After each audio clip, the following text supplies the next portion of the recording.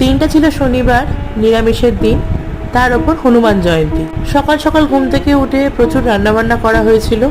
শনিবার একটু অন্যরকম রান্না না করলে ঠিক নিরামিষ বলে ভালো লাগে না, তাই ফ্রাইড রাইস, আলুর দম আর শাহি পনির রান্না করেছিলাম। এইরকম মুখরোচক রান্না হলে শনিবার কিন্তু কেউ কিছু বলে না, চুপচাপ খেয়ে নেয়। তো আমি রান্না বান্না কমপ্লিট করে স্নান টান করে ফ্রেশ হয়ে চলে এসেছি। এবার সিঁদুর পরে নিলাম। আজ হনুমান জয়ন্তী, যদিও বাড়ির পুজো মা পিসি দেয়, তবু আজকের দিনটা আমি নিজের মতো করে একটু হনুমানজির সেবা করি। জীবনের এই সময়ে এসে আমি রিয়েলাইজ করেছি যে পৃথিবীর সব কিছু তোমাকে ছেড়ে গেলেও হনুমানজি একবার তোমার হাত ধরলে সে কখনোই হাত ছাড়বে না। তাই নিয়ম করে রোজ হনুমান চালিসা পাঠ করি আমি, আর এতে আমি অনেক উপকার পেয়েছি। আজও ভগবানের চরণে ফুল দিয়ে ভগবানকে ধূপ দেখিয়ে হনুমান চালিসা পাঠ করে নিলাম। লাঞ্চের মেনুতে আগেই বলেছি প্রত্যেকটা রান্না ভীষণ সুন্দর হয়েছিল। মা লক্ষ্মীকে আরেকবার প্রণাম করে খাওয়া দাওয়া শুরু করে দিলাম। বজরংবলীর কৃপা সবার উপর বর্ষিত হোক।